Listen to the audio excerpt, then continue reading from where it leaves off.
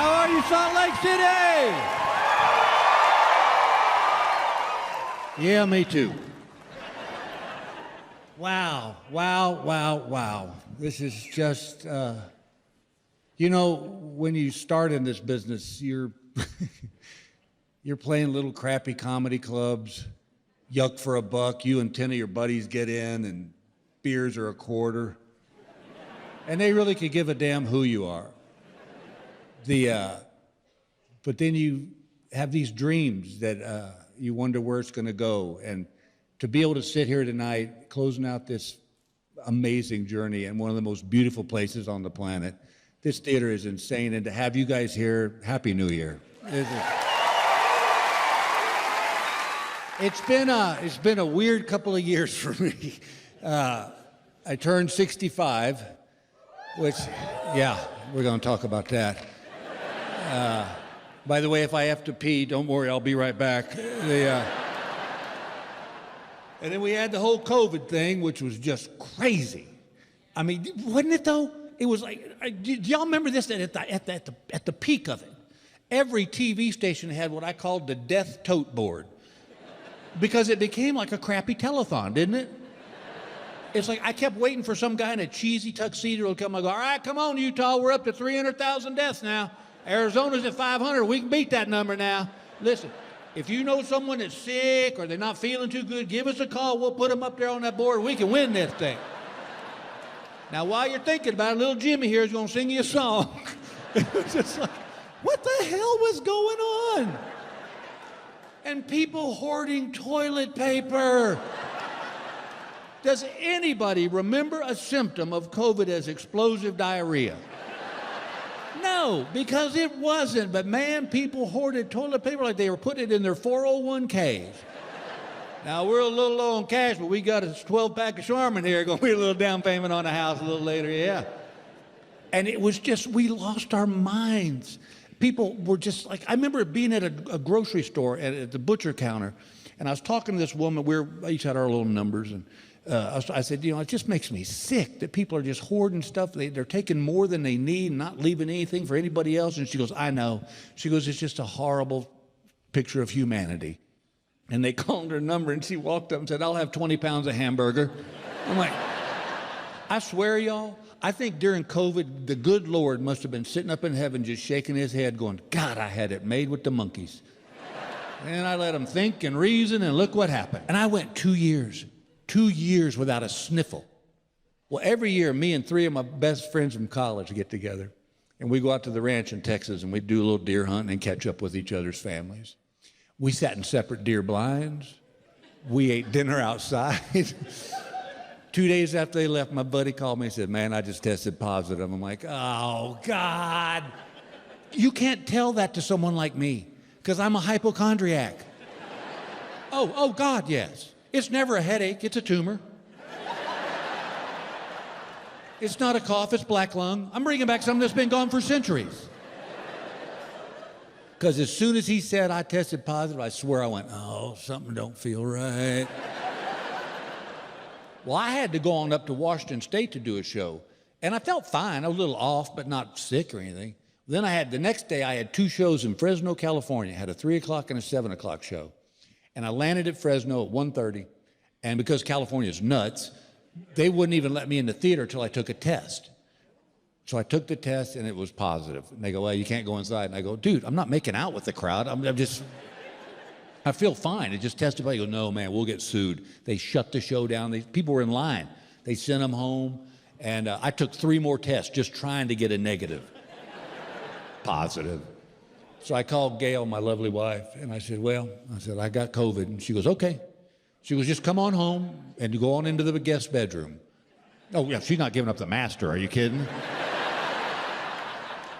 And so I got home, and y'all, I was just freaking out. Because I had heard all the horror stories, you know, people losing their taste and their smell, and sadly, some people died from it. So I'm waiting for the COVID wave just to come crashing down on me. I gotta tell you something. That first night I was back at the house, I slept the whole night. Not once was I awakened by my wife snoring. And I love her to death, but this woman can throw down some snoring. I'm not talking little kitten purring. I'm talking Night of the Walking Dead. This is what I would try to go to sleep to every night too.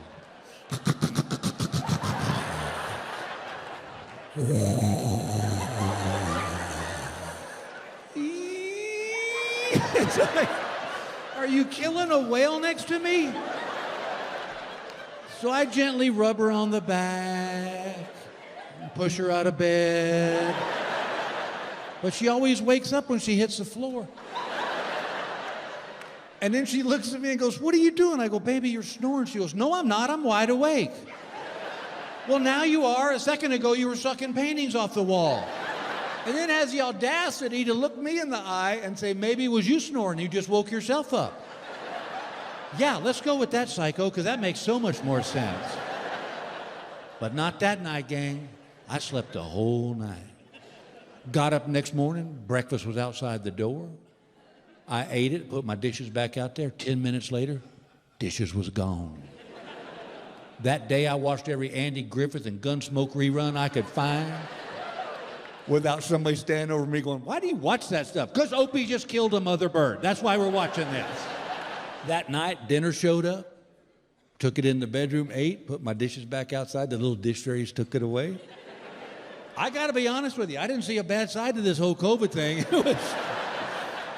It was kind of like being at a spa. But yeah, but that's the problem, and I hate being this way. I hate being a hypochondriac, because it's not fun, because you're always worried about death. A cold, okay, I'm gone. True story, every year, Gail and I would get our physical, and we'd get our blood work done, just in case there was something, we could stay on top of it. So this happened this year. We got our physicals, got our blood work done. 4 days later, I'm out playing golf. 5 o'clock in the evening, I get back in the golf cart, I see a message from the doctor, a voicemail. And this is what it said: "You need to call us as soon as possible." What the hell does that mean? I'll tell you what it means. I'm dying. That's what it means. Oh my God, I called the doctor's office back. It's 5:30 on a Friday. They're gone. I got all weekend to stew about this. I called my friends. I said, "Look, man, I hope you know that I tried to be a good friend to you, and that you'll remember me with a smile when my name comes up in conversation." I called my kids. I said, "Daddy has loved you with all his heart." And I said, you're going to find a new daddy. And I'm sure he'll be nice, and just please remember me that I tried to do. I know I made some bad decisions, but and my daughter goes, "What's wrong with you?" I go, "Well, I don't know how to tell you this, but the doctor called and said I'm dying." And she said, "That's what they said?" I said, "Well, yes." They said they needed me to call them right back, and you know what that means. She goes, "Yeah, it means they want you to call them right back." I go, "Well, honey, whatever you got to do to get through this, I totally support it." I went to Gail. I said, "Baby, make me a promise that when I'm gone, you'll get remarried. Please don't mourn over me. I'm going to be in a good spot." And she goes, "What is wrong with you?" I said, "Well, the doctor called and said that I need to call him as soon as possible, and you know what that means." She goes, "Yeah, it means they want you to call him as soon as possible." I go, "No, it means I'm dying." She goes, "You know what? You're an idiot." I said, "Well, I'll be a dead idiot, because that's what happens." I called my lawyer on a Saturday. You know what it costs to call your lawyer on a Saturday to make sure your will's in order? Monday morning, that doctor's office opened at 9 a.m. I was outside that door at 7 a.m. I waited for 2 hours. This nurse finally walked up and she goes, "What are you doing here, Bill?" I said, "Well, y'all called Friday and said call us as soon as possible, and I tried, but y'all were gone, so I just need to know, is it going to be a quick death? Am I going to linger? Do I need to put more money away?" She goes, "No, we just wanted to make sure your insurance was still the same." But that's what happens as you get older. All your conversations change. When you're in your 20s and 30s, you talk about girls and fast cars and movies and stuff. Then you get to 40, 50, you start talking about politics and sports. Then you get to my age at 65 and older, and all your conversations are about medical issues going on with you. I don't care how a conversation starts, it'll somehow come around to somebody's colonoscopy. It's like, "Yeah, our grandson's playing soccer now." "Well, did I tell you about when the doctor had me in that room there for a little bit?" And then everybody piles in. And I hate that. That's all my friends and I talk about anymore is how many pills we're taking, what pills are we taking, what did the doctor say you could or couldn't eat. And God forbid somebody gets rushed to the hospital for emergency surgery. Then we become like witnesses at the Amber trial, Johnny Depp trial. We're just like... Well, then what'd he say? What'd he say? Because you know what's next. It's going to be you, so you want to be ready, right? We have a friend who's a little bit older than us, and he swears he had a heart attack, but he didn't. But we keep asking about it because it's so fun to hear him tell the story. Because he becomes like a war hero in a Ken Burns documentary. It was Tuesday, 0700. I had just driven through the Hardee's drive-thru, got a bacon, egg, and cheese biscuit when my heart was under attack. I reached for my cell phone, but I knew communications to my left arm had been cut off, and I knew that the nearest hospital was 7 clicks away. And that's when the panic set in. I remember screaming, "You're not taking me, Charlie!" Then he asked his wife, "How was Joe's heart attack?" He said, "Oh, he didn't have a heart attack. He gets gas every time he goes to Hardee's." And he calls me screaming, "I'm dying, I'm dying." And by the time I get home from the Walmart, he's asleep on the couch. And we're all like, so? But that's what happens as you get older, man. It's like, oh my God.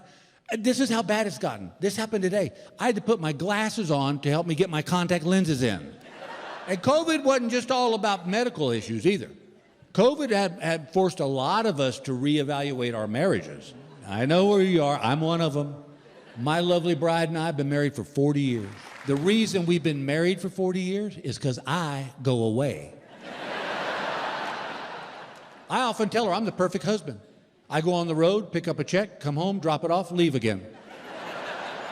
But COVID hit, and now we're together 24/7, and we had a little adjusting to do.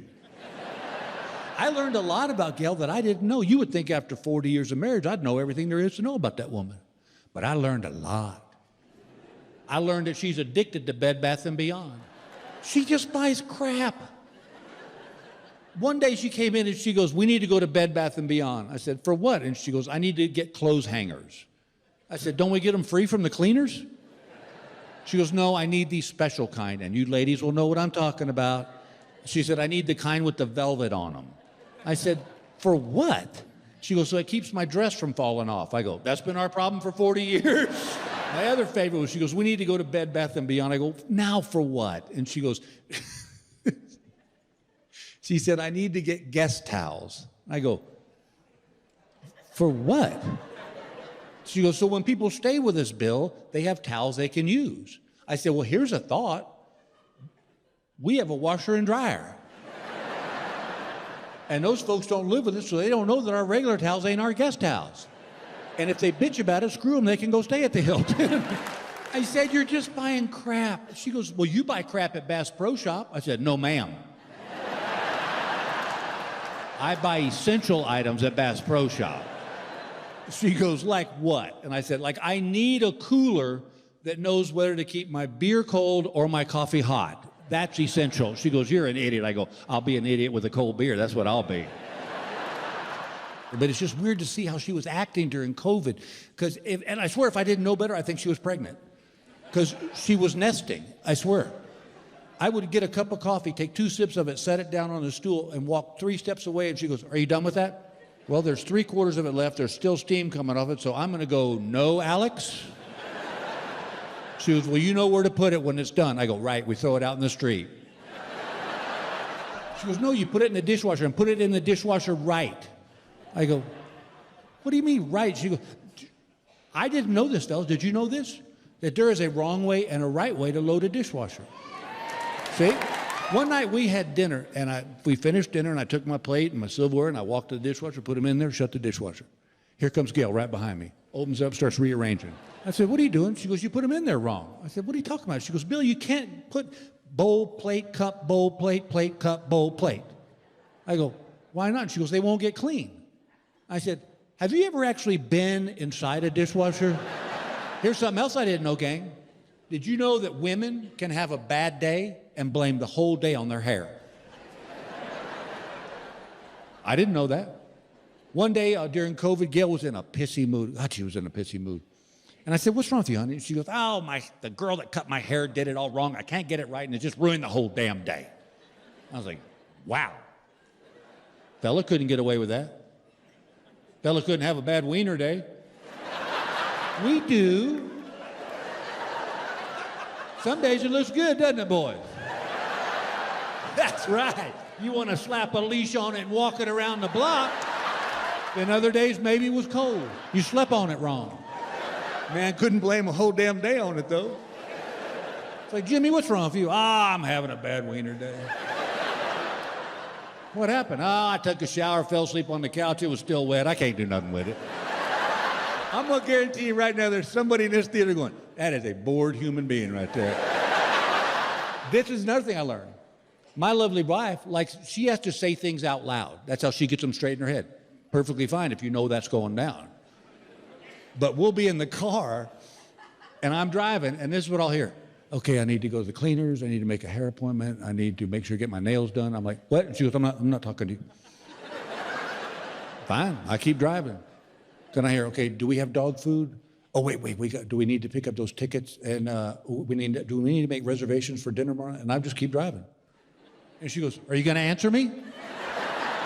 Yeah, if I knew who you were talking to. Me or your little imaginary friend down there. Well, this was my other favorite one. The other day she came and she goes, I think you need to get your hearing tested. And I said, what? She goes, see? And I was joking. She goes, no, Bill, I really think you need to get your hearing tested because you don't hear half the stuff I say. And I remember when that day I got married, my granddaddy pulled me aside and he said, son, you want the secret to a long and happy marriage? Pick your battles. He said, if you go to war every time, you're going to lose. And I remember thinking, this is a battle. So I said, all right, I'll go get my hearing tested. So I went to the hearing doctor, gave me the test. He goes, your hearing's fine. I said, thank you very much. Went home. Gail said, how'd it go? I said, he said, my hearing's just fine. She said, well, is it you don't hear half the stuff I say? I said, it's funny you bring that up. Because he said that maybe you shouldn't wait till you're at the other end of the house before you start talking to me. Look at the women, fellas. Look at them. Look at them. They know it's in their little bullet in their arsenal right there. I swear to God, Gail and I could be sitting in the same room for 3 hours. Not a word is said. I get up and walk to the other end of the house and I hear this. Just come on. Now I got to come back in and go, what? She goes, see, you're hard of hearing. I go, no, dogs couldn't hear what you were saying. And then she pulled this one on me. This. So when I do shows, part of my responsibility is I do radio interviews. So I'll wait for the radio station will call me. We'll do an interview. We'll pump up the show. And invariably, it was what happened. So I was waiting one morning for the radio station to call, and I'd had like 3 cups of coffee, and I had to pee. And I've gotten to that age, and some of you guys my age and older know this, that we're at that age that when your body says, I got to pee, it's not like I got to pee in a couple hours. It's like, find a bathroom now. True story, y'all, true story. We were driving from Denver. You know where Little America is? Okay.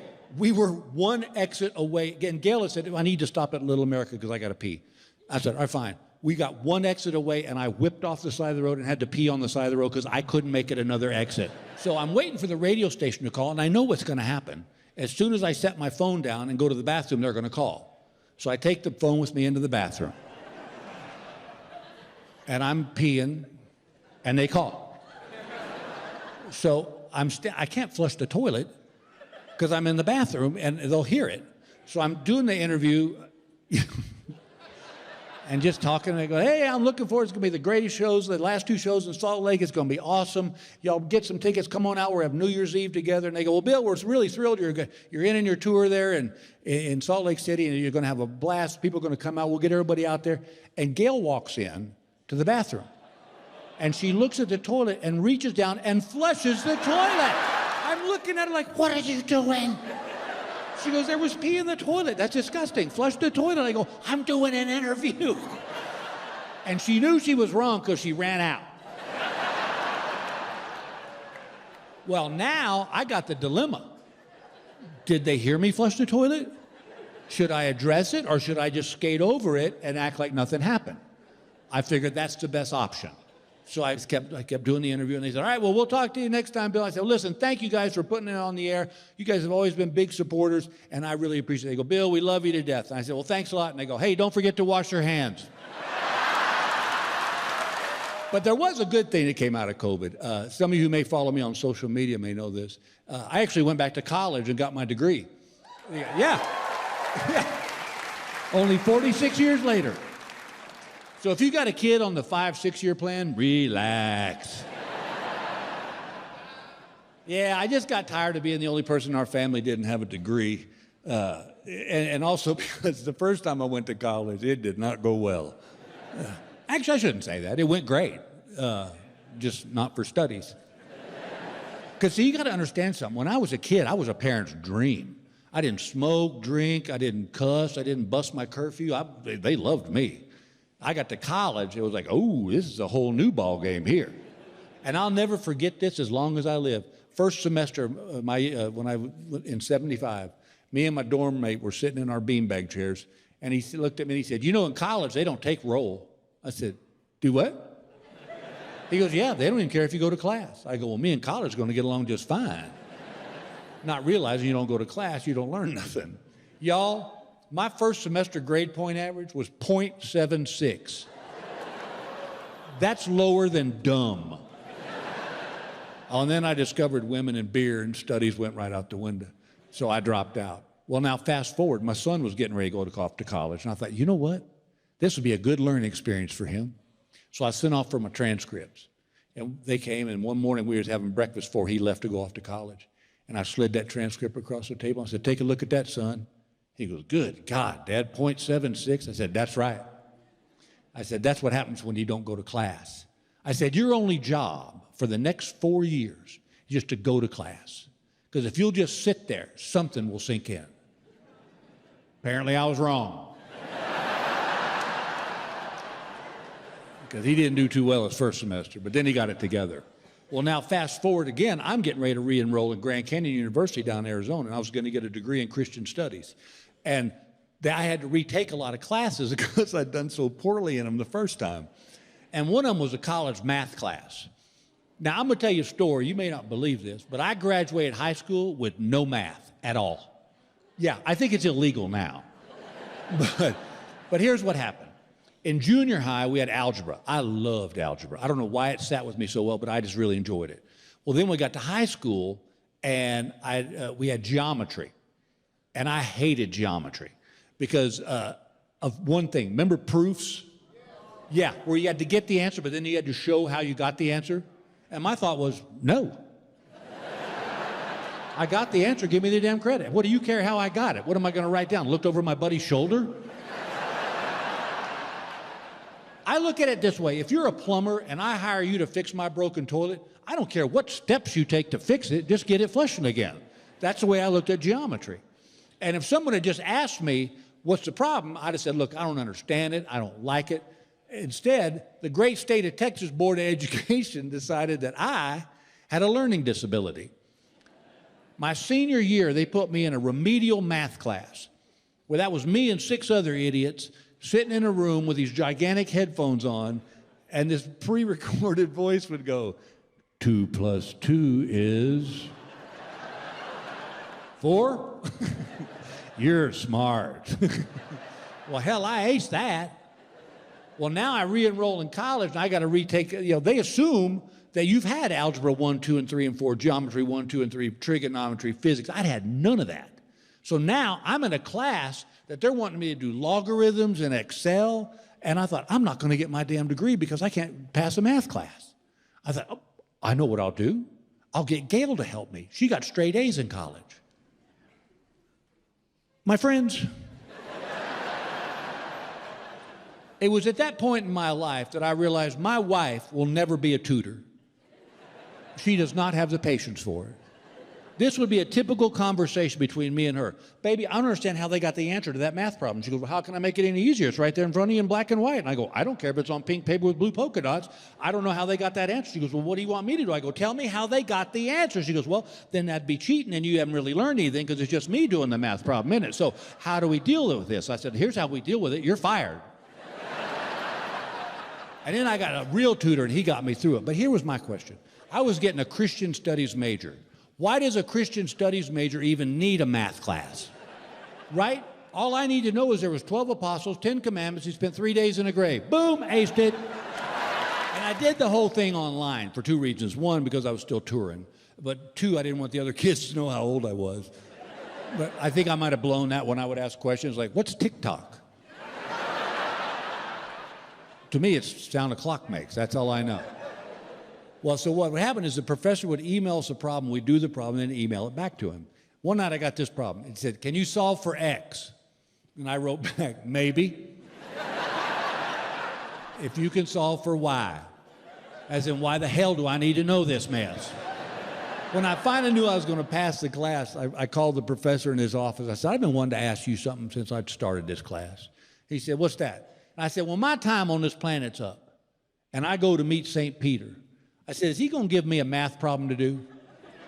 He said, probably not. And I said, so you're telling me then that this university has a stricter admissions policy than heaven does? He didn't find that too funny. But to show you what an idiot I am, while I was still enrolled in college, the college classes, one night Gail and I were lying in bed, and I rolled over to her and I said, well, I guess you can tell your friends that you're sleeping with a college boy now. She goes, you know what, that's gross. And that right there, my friends, is the difference between men and women. There's a lot of reasons why at my age I would not sleep with a college girl. But I can tell you for a fact that gross ain't one of them. And the best thing about taking classes as an adult, if you fail a test, your thought is, hell, I got a job. Tell you what I should have done. Should have taken a class in cell phones and technology. God, I am so far behind the 8 ball on this. I know now what my dad felt like when VCRs first came out. Would your parents do that? Just stare at it like, what's that blinking red light? That's the time. You have to set the time. I don't get it. That's me now. I'm telling you all the time. Like a buddy of mine called me. I was in this football pool, and he was the head of it, and he said, I'm going to Venmo you your money. I said, what? What the hell's Venmo? He goes, that's how I'm going to send you your money. I go, you might as well burn it because I have no idea how to get it. So I don't understand this stuff. The only technology that I really like, and it's amazing to me, is Uber. It's insane. It's magical. I could be anywhere in the world. I can call my wife. 10 minutes later, a car picks me up and takes me to where I want to go, and the guy doesn't ask me for money.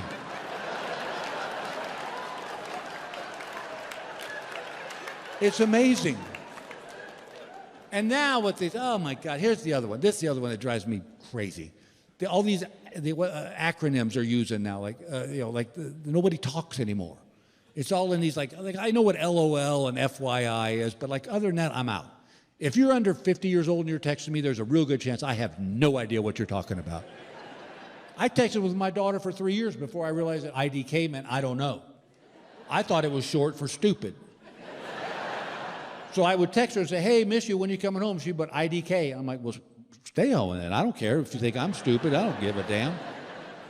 Yeah, I would say, we miss you, baby, when you coming back? And she would type IDK, MU, and the number 2. And I'm like,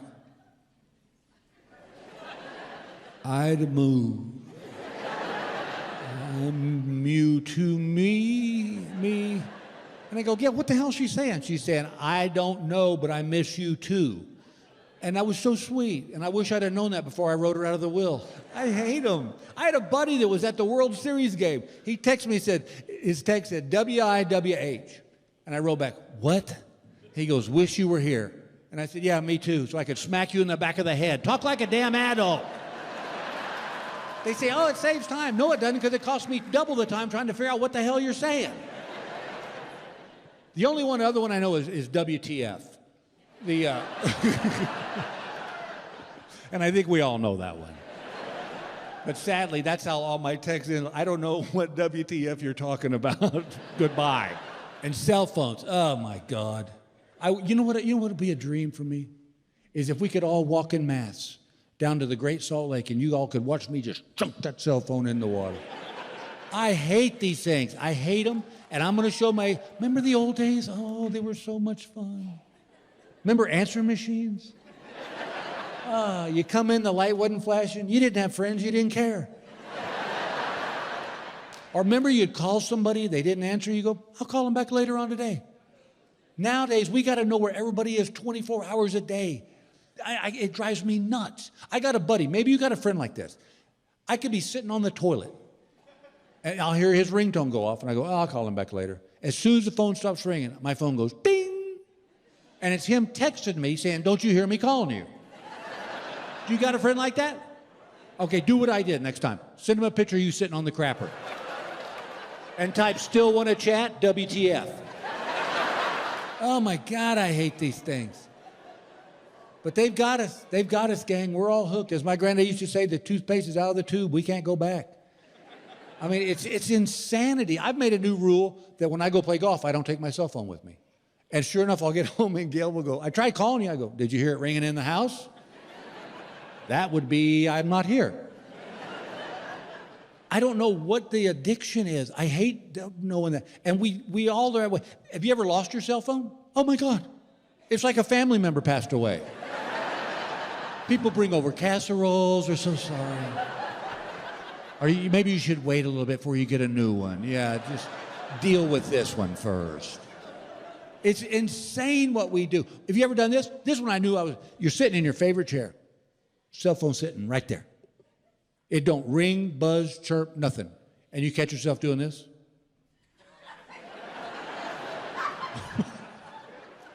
What are we looking for? We'd have heard it ring. I'd be willing to bet you a significant amount of cash that before cell phones, not once did you ever walk over to the wall phone and go, they've got us, man. And I know where my hatred of cell phones comes from. I know there's two incidents. One, a buddy of mine got into my phone. I don't know how he did that, but he got in my phone and he changed my autocorrect. So every time I would type the letter I, it came up Big Billy. So if I text you and said, hey, can I stop by your house later? It came out, hey, can Big Billy stop by your house later? And then you'd read it and go, what a jackass. Who calls himself Big Billy? And then I'd see it and text you back and go, look, I don't really call myself Big Billy. But then that came out, look, Big Billy really didn't call himself Big Billy. I couldn't get it off my phone. I had to go to a phone store and have a 17-year-old kid. Well, while he's fixing my phone, I'm telling him the story. And he goes, well, I can help you get back at your buddy. I said, I'm all ears. He said, can you get in his phone? I said, oh, yeah. I said, everybody gets in his phone. He's an idiot. He tells everybody his code. And I'll tell y'all, it's 2337. Well, if you look at it, it spells out beer. He's so proud of that. Now, don't think for 1 second there's not somebody in this theater going, you know what, that's not too damn bad, actually. So he said, look, I can teach you how to change his auto signature on his emails. And I said, done. So he showed me what to do. And one day, me and my buddy were out playing golf, and he went to hit his ball, and I grabbed his phone, and I got in there, and I changed his auto signature on his emails from Joe Smith to while seated on the toilet. Well, about a week went by. I got a text. He said, hey, jackass. He said, not everybody's a paid comedian. He said, in case you've forgotten, I'm a financial advisor. And I have people's retirement funds in my hand. And they don't really see the humor. When I sent him an email saying, hey, just went over your portfolio while seated on the toilet. So I texted him back and said, well, Big Billy apologizes. The other one, and this one was awkward. Gail and I were getting new cell phones, and I said, baby, you're going to have to set these up because I'll screw it up. She goes, no worry, I got it. So she's setting up our new phones. But when she got to the contact information, instead of putting my name, Bill Engvall, she put my lover. Well, she thought it'd be cute that when I call, she'd go, look, my lover's calling. Well, what I didn't know is that when you forward that contact information to someone, that don't change. So what happened was, we were getting ready to sell our house. And we discovered there was some mold in the crawl space of the basement. So Gail said, look, I found this mold guy, you deal with him. I'm like, done, I'm all over it. So I called the mold guy. He comes out, sprays the basement. Well, we sold the house, and the couple that bought the house discovered there was still some mold in the crawl space of our basement. So I called the mold guy back. But what I don't realize is he's left his phone at the golf club he belongs to, and I guess the manager found Sam's phone and realized it was Sam's, put it in his coat pocket, figuring Sam would get down the road a piece, realized he'd left his phone, come back and get it. Who chooses at that proper moment to call but me? His lover. I called Sam's phone, and I guess the club manager looked at it and it said, my lover, and he goes, well, hello, Phyllis. I said, who's Phyllis? Big pause. He goes, oh, I'm sorry. He said, I just assumed this was Sam's wife. And I said, oh, I didn't even know he had a wife. I said, he's just a fellow who services me. It is crickets on the other end of the line. This guy is so flustered, he can't even put a sentence together.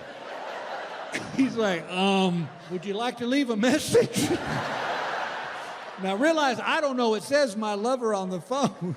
So I said, yeah, just tell him I need him back in my crawl space ASAP. Well, Sam knew what it meant. But the club manager had no idea, and poor Sam had a lot of explaining to do. But other than that, things are good.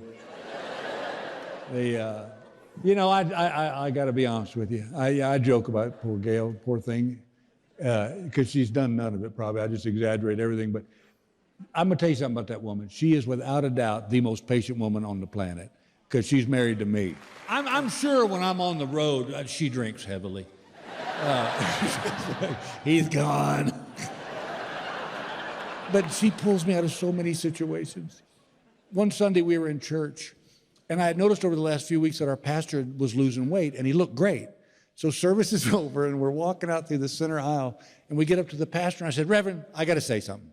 I said, I know you've been losing weight over the last few weeks, and you look amazing. He goes, oh, wow. He goes, thanks for noticing, Bill. I really appreciate that. I go, what are you doing, dude? Are you lifting weights? You dieting? What's up? He goes, actually, you know what, Bill? All I do is I go to the gym, and I swim laps for an hour every day. And I go, that's it? He goes, that's all I'm doing. I said, well, keep it up, man. It's working. That's great. Yeah, funny story about that. My granddaddy was a lap swimmer. He goes, was he really? I said, oh, yeah. He used to go, yeah, because this was before all the fancy gyms. He'd just go over to the YMCA and swim laps in their pool for an hour. I remember being a little boy, going to visit Grandma and Grandpa, and I'd put on my swim trunks, and I'd walk across the street with him to the Y, and I'd sit on the edge of the pool while he swam laps for an hour. I said, but all he knew how to do was doggy style. He'd just do doggy style up and down the pool for an hour. And I remember even being a little boy thinking to myself, wow, if I did doggy style for 10 minutes, I'd be worn out. And the pastor looked at me and went, oh.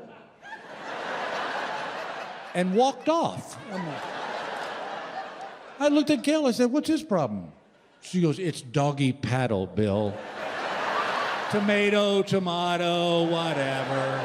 It's like one night, she went out with her girlfriends to one of these lady parties, you know, where they sell like lingerie and stuff. Well, by the time she got home, I was in bed watching a football game. She walked in the bedroom. I said, hey, how was the party? She goes, it was great. She goes, me and my friends had a blast. I go, well, good. I'm glad you went. She goes, I bet you will be. I said, what are you talking about? She goes, I bought you a little something. I said, did you really? And she threw on the bed this little pair of baby blue silk skimpy boxer shorts with a red rose right there. And I said, have you lost your mind? She said, fine, sorry I thought about you, and walked out of the room. I'm like, oh, way to go, Bill. All I had to do was say thank you, put them up in the closet, nobody ever sees them again. But I tried to be Mr. Funny Man, and I hurt her feelings, and I felt bad.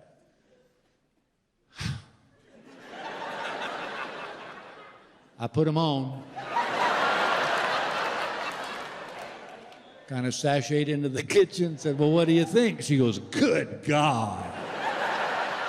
I said, hey, you bought them. She goes, yeah, for me to wear for you, Bill. Whoops. Let's just say the words hanging out didn't quite cover it. It's like when we lived in L.A., they opened up this new Mexican food restaurant. They got really popular really fast, to the point that you had to wait like 3 months to get a reservation. And Gail had been hammering me about going to this Mexican food restaurant, and so I thought, I'm going to surprise her. So I got us reservations on our anniversary. Well, sure enough, the week of our anniversary, her sister's daughter has a baby. And she said, I want to go home and see the baby. We'll just celebrate our anniversary when I get back. I'm like, yeah, but okay. So I drop her off at the airport, and I'm driving home, and I thought to myself, well, you know what? I don't want to wait another 3 months to go to this damn Mexican food restaurant. So I called my buddy Jerry, and I said, hey, Jerry, you want to go to that new restaurant? And he goes, yeah. And I said, well, I got reservations. Let's do it. We go. We had the time of our lives. We drank great Mexican beers, ate wonderful Mexican food, and just cut up like we was back in college. Well, dinner was kind of winding down, and I look up, and I see the manager and a string of waiters walking towards our table. And I'm like, when I made the reservation, the young lady said, is this a special occasion? And I said, yes, ma'am, it's my wedding anniversary. And she said, well, for $75, we'll create a special dessert for you and your wife. The mariachi band will sing y'all a Spanish love song. And I remember thinking, Gail Engvall will love that. Well, I'd forgotten that little tidbit. Apparently, these folks write stuff down because the train is coming. And my buddy Jerry's got his back to him, so he can't see what's coming. And I'm like, oh, man. They surround our table, and my friend's like, what the hell? The manager somehow produces a gong out of his jacket and goes, whang! And turns to the entire restaurant and goes, ladies and gentlemen, would you please join me in wishing the Engvalls a very happy wedding anniversary? And my friend Jerry's like, what the hell, dude? They light the candle, it explodes, confetti goes everywhere, the mariachi band's singing away. And this is in Los Angeles, where two men openly confessing their love is appreciated and celebrated. The entire restaurant gave us a standing ovation. The good news is, the dessert was amazing. The bad news is Jerry broke up with me. He won't walk across the street with me anymore. It's like where we live now, there's this little golf course. And it's 18 holes and nobody rides cars, they all walk. It's up in the mountains, it's deer and elk, everything's beautiful. And they have a little golf league and we join that. But on the 12th tee box of this golf course, there's a sign that says, caution, aggressive goose give wide berth. And it's the truth, y'all. There is a goose that when you're walking down the fairway, he comes up off the pond and chases people off the fairway. You remember that kid? He's like that grouchy old get off my yard guy when you were a kid. Well, one day we were playing in a little golf event they had, and we walk up on that 12th tee box, and I looked at that sign, and something just hit me wrong. I said, Gail, read that sign. She goes, caution, aggressive goose, give wide berth. What, it's been here since we joined? I go, this is what is wrong with America. And she goes, what? I go, this is what's wrong with America. We're rewarding this goose for his bad behavior, which is what we do now. We don't punish people. We reward people for being a jackass, and this is what we're doing with this goose. And she goes, could you let this go, Lady Liberty? And I go, no, I can't let it go because this is not about me. This is about America. And sometimes you got to do things you don't want to do. And she's like, whatever. So we hit our tee shots and we're walking down the fairway. We got our golf bags on our shoulders, and sure enough, here come that goose. And he got up in that fairway and he looked me in the eye and he went, and I looked at him and I went, and I swear I saw him go, all right, let's do this. And he stopped and went, Rrr! And I went, Rrr! And then he started running at me, which I got to be honest with you, I wasn't really ready for that. Because I remember thinking, oh my God, I'm gonna have to kick this goose. But you know what? This is for America. Sometimes you got to do stuff you don't want to do. So I said, all right, feather buddy, let's do this. I was good at kickball. I'll be damn good at kick goose. And I'm about to waylay this goose. And he starts flying right for my face, which I really wasn't ready for. And I'm leaning back like, what the hell's he? And they dive bomb. I mean, my clubs pull me on the ground. He dive bomb. He's on my face like, wah, wah, wah, becking and slapping his wings. I'm like, Gail, get him off me. She goes, I can't. I'm peeing my pants. Well, I won't be able to see it because this psychotic goose is popping my eyes out. I'm wrestling a freaking bird. I've got him by the neck. We're rolling around the ground. He craps all over my new golf shirt. It's squawking. I finally threw him off me, and he ran into the pond, and from behind me on the tee box, I heard, you did it for America, Bill. So when my son was, 5 or 6 years old, I gave him a pocket knife for his birthday. It was just a little Swiss Army knife. It wasn't anything big. And any guy in this room will tell you that when your daddy gives you a pocket knife for your birthday, that's more than a gift. That's a rite of passage. You've moved from boyhood to manhood. And like I said, it was just a little Swiss Army knife. He was having a good. Well, everything was fine. Till one day, Gail's looking out the kitchen window, and she sees our boy and his best friend jumping up and down the trampoline. My son's got the knife blade out. And she's like, no, no, no. You got to take that away. I said, no, you can't take it away. It's like a rite of passage. It'll break his heart. She goes, well, you better do something because I'm not calling that other kid's mom, telling him he got stabbed because we let him jump up and down the trampoline with a knife. And I said, all right, I got it. So I walk out there and I said, hey, buddy, I said, I got an idea. I go, look, can I just see your knife? Because I thought, here's what I'll do. I'll take his knife, I'll go out in the garage, I'll cut the blade of the knife off, give him the rest of the knife back. He don't care, he's 5 years old. Have you ever tried to cut the blade off a knife? Well, for those of you who have not, let me tell you something. It's like made of steel. I'm in the garage with pliers aren't working, wire snips aren't working. I go, I need a pair of bolt cutters. So I put the knife in my pocket, drove over to the Home Depot to get a pair of bolt cutters. But they want $50 a pair. Yeah, I think that's a little overpriced. I mean, I only need it for one job. I know what I'll do. I'll just borrow their bolt cutters. I'll slip off behind the lumber section there, snip that blade off that knife, put the bolt cutters back, give my son his knife back. Everybody's happy. I'm in the corner of the Home Depot, hiding behind the plywood with a pair of basically stolen bolt cutters. And I'm squeezing on the blade of that knife, and I'm squeezing. I heard dink, and I went, ow, God. And I look, and the blade has flown into my shoulder. My shirt is soaking with blood. I'm like, what the hell? And I can't pull the blade out. I've seen those TV shows. Yeah, where a guy's got a knife sticking at him, he's just fine till some jackass pulls the blade out, and then he bleeds out right there. And let's face it, it's not like I can go to the Home Depot manager and go, hey, dude, I gave my son a pocket knife for his birthday, and you know that's like a rite of passage. But my wife saw him jumping up and down the trampoline with a knife blade out. Well, apparently that's a button push for her. Said, you got to take it away. I said, you can't take it away. It's like a rite of passage. She said, well, you better do something, because I'm not going to call that other boy's mom and tell him he got stabbed because we let him jump up and down the trampoline with a knife blade out. So I went in the garage. I tried pliers. They didn't work. Right? It's like made of steel. So I thought I went to Home Depot, get a pair of bolt cutters. They want $50 a pair. I think that's a little overpriced, don't you? I mean, I just want to borrow your bolt cutters. I don't need to buy the whole damn house. But, you know, I went behind the lumber section with a pair of basically stolen bolt cutters, squeezed the blade off that knife, but it stuck me in the shoulder. I mean, I can't say that. I just ran out of the Home Depot dripping blood the whole way. I get in my car and I drive to one of those urgent care centers that's like in a mall parking lot. Let me tell you something. When you walk into an urgent care center with a knife blade sticking out of you, they freak. Well, they're the earache, sore throat people. They don't see blood. I walked in with that knife sticking at me, and this lady goes, this is not a drill. This is not a drill. We have a bleeder. We have a bleeder. They throw me on this gurney. They're running me down the hallway. And y'all, I literally had this thought, oh my God, Bill, have you finally done something so stupid you're going to die from it? They put me in this room, and in walks this Indian doctor, Dr. Bashar, who I still stay in touch with this day. But that day, he didn't know me from Adam. And he walked in and took one look at me and went, good God, man, what happened to you? Dude, I gave my son a pocket knife for his birthday, and you know that's like a rite of passage. But my wife saw him jumping up down the trampoline with a knife blade out. Well, apparently that's a button pusher. Her said, you got to take it away. I said, you can't take it away. It's like a rite of passage. It'll kill him. She goes, well, you better do something, because I'm not calling that other boy's mom telling me he got stabbed because we let him jump up and down the trampoline with a knife blade out. So I said, well, I know what I'll do. I'll cut the blade of the knife off. But good God, it's like made of steel. I tried pliers. They didn't work. Wire snips, they didn't work. So I thought I need a pair of bolt cutters. So I went to Home Depot to get a pair of bolt cutters. They want $50 a pair. I think that's a little overpriced, don't you? So I thought I'd borrow their bolt cutters, went behind the lumber section there, snipped that blade off that knife, but it stuck me in the shoulder. He goes, you are the dumbest man on the planet. He said, you're like that dog that chases the bird in the cartoons. I said, Wile E. Coyote? He goes, you are Wile E. Coyote. Don't let an anvil hit you in the head on the way out. It took him an hour and a half to sew me up.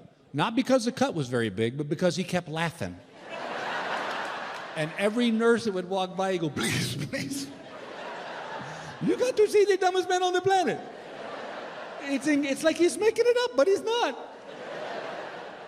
Then I had to go home and tell Gail why there's a $700 charge on our visa. And she's like, what is wrong with you? I go, well, this is basically your fault. She goes, how do you figure that? I go, if you just let him jump up and down the trampoline, everything would have been fine. But no. You had to throw a big hissy fit. Now, look, I got a scar. Guess I won't be a model. Thanks. 2 weeks later, I'm at the archery range. I had little field tips on my arrows. I shot my bow and arrow for about an hour. Put them in the back of the truck, drove home. Got to the house, took the bow and arrows out of the back of the truck, and I'm walking up the driveway, and right there is one of my son's old basketballs just laying in the dirt. And I thought to myself, wonder if a fella could shoot an arrow through a basketball. I took an arrow, I drew back. Okay, y'all, I could have done this 10,000 times and I'd have popped that basketball.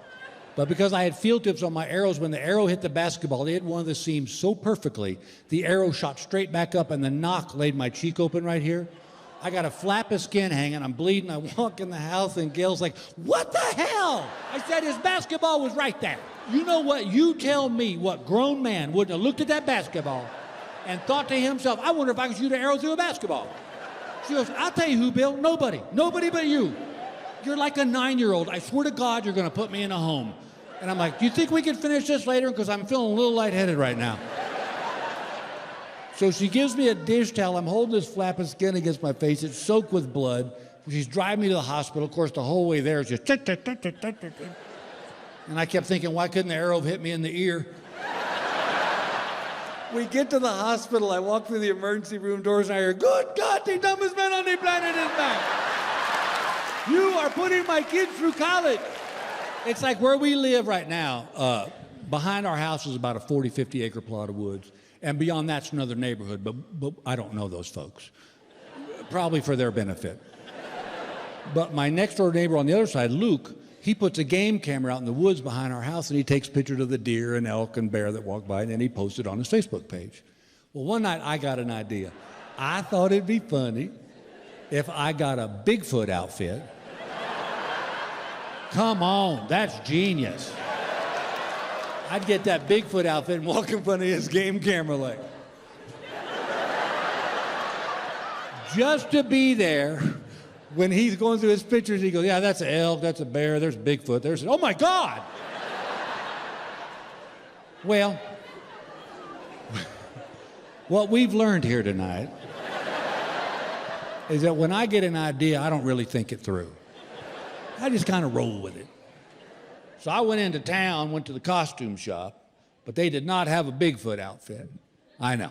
But they did have a movie quality Batman outfit. And I remember thinking, that is a gift from God right there. How much funnier would that be? He's flipping through his pictures and there's Batman? Hell yes. And this thing was awesome. It had the cape, the mask, the little eyepieces, the shorts, the tool belt, the tights, the boots, everything, gloves. And so I wanted to do it at night. So the picture was kind of grainy, so he couldn't really see it was me. Last June, I'm sitting in my den, 6 o'clock in the evening, dressed as Batman. And Gail walked by. And I could tell by the look on her face, she did not comprehend what was about to go down. And she said, "Are you going to tell me?" I said, "Yes, ma'am, I am." I said, "You know how Luke puts that game camera in the woods behind the house?" She goes, "Yeah." I go, "I thought it'd be funny if I got a Bigfoot outfit." And she goes, "Bill, no." And I go, "Ch-ch-ch-ch-ch."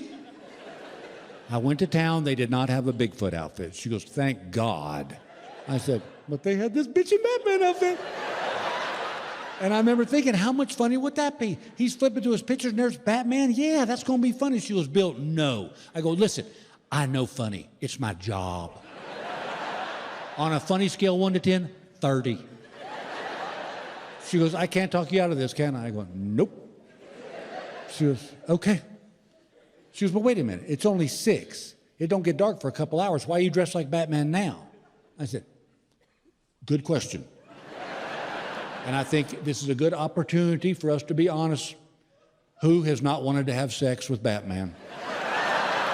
And she goes, "Okay, not only no, but hell no." I said, "Why not?" And she goes, "I'll be happy to tell you why not." She said, "Let's say we do this." And I kind of get into it. She goes, "Where does it stop?" I said, "I don't follow you." She goes, "Yes, you do. Because if I say yes to this, you'll be out there buying Green Lantern outfits. You'll be buying Spider-Man outfits. You're going to want me dressed like Catwoman." And the whole time I'm sitting there thinking, I ain't really heard a reason not to yet. Well, that didn't happen. Well, it gets dark and I book it out in the woods. Well, I get out in the middle of these pitch black woods and the thought occurs to me, I don't really know where Luke's game camera is. So now I'm just a grown man dressed like Batman in the woods in the middle of the night. This is a news story waiting to happen. Well, you know when you get out in the woods and it's dark and you start hearing things and your mind starts playing tricks on you? I start flipping out. I'm like, "Oh my God, Bill, this is bad, bad, bad, bad. What if you get killed by a mountain lion? What if a pack of wolves tears you in half? How are they going to tell your kids?" I'm sorry, children, I don't mean to laugh. This is sad.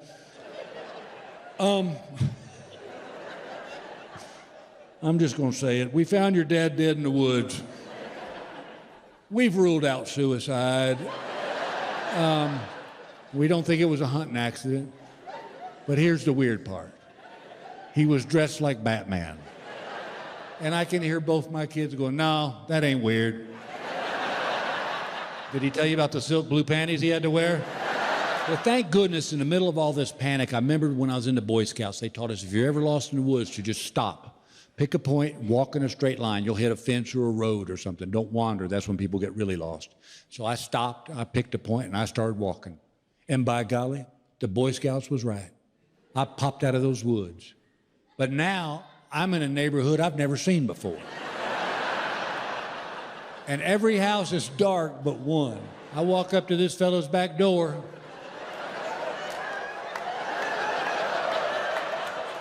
He opens the door. I said, look, man, I'm not crazy. I'm not a psycho. He goes, no. You're just a grown man dressed like Batman in my back door in the middle of the night. I said, look, buddy, my neighbor puts a game camera out in those woods, and I thought it'd be funny if I got a Bigfoot outfit and walked in front of that camera. But I went to town. They didn't have that Bigfoot outfit, but they had this bitchin' Batman outfit. And I remember thinking, how funny would that be? That's way funnier. And, you know, and then I got out in the woods, and I realized I didn't know where his game camera was, and I started freaking out because I thought I was going to get killed by a mountain lion or a pack of wolves, and how are they going to tell my kids and my wife? And speaking of my wife, sir, if she just had sex with me as Batman, none of this would have happened. I'd be sound asleep in our bed right now, but apparently she's got some kind of hang-up about making love to a superhero. Whatever. And then I remembered the Boy Scout said, walk in a straight line, and I did, and boom, I'm at your back door. And he goes, makes sense. He said, what do you need from me? And I said, could I just use your phone to call my wife? He goes, if you're brave enough. Now, ladies, sweet little ladies, as men, if we've done something stupid, trust me, we know we've done something stupid. Am I right, fellas? That's right. As a matter of fact, ladies, we beat ourselves up pretty good about being that damn dumb. So, ladies, we don't really need the lecture that you all feel is necessary to ice this stupidity cake, because trust me, we're going to eat it anyway. I called the house. This is how Gail answered the phone. What happened? How about hello? That's how normal people answer their phone. Hello. She goes, what happened? I go, okay. I got out in the woods and I realized I didn't know where Luke's game camera was, and I started freaking out because I thought I was going to get killed by a mountain lion or a pack of wolves going to tear me in half, and how are they going to tell me, all the kids, and how are they going to tell you? And you know what, speaking of you, if you just had sex with me as Batman, none of this would have happened. I don't get the hang up with making love to a superhero, but whatever. So then I remember the Boy Scout said, walk in a straight line. I did, and I'm at this guy's house, and I need you to come get me. This is what she said. I don't know where the bat keys are. Yeah, that's funny. You think you can come get me now, funny lady? She goes, are they in the bat cave? Because you're always changing the code. You're all freaked out like the Joker's going to get in there and steal your stuff. I don't get it. I go, could you just come get me, please? She goes, did you try Robin? I'm like, let it go, lady. I hang up the phone. The guy goes, how'd it go? I said, good. I said, she'll be here shortly. So we're sitting in this guy's den, and nothing is being said. Because I'm sure he still thinks at some point I'm going to whip out an axe and go psycho on him. Finally, he goes, hey, look, man, I don't really know the superhero code, but you could take that mask off if you want. So I reached up and pulled the mask off, and he goes, good God, you're Bill Engvall. God bless you guys. Thank you very much.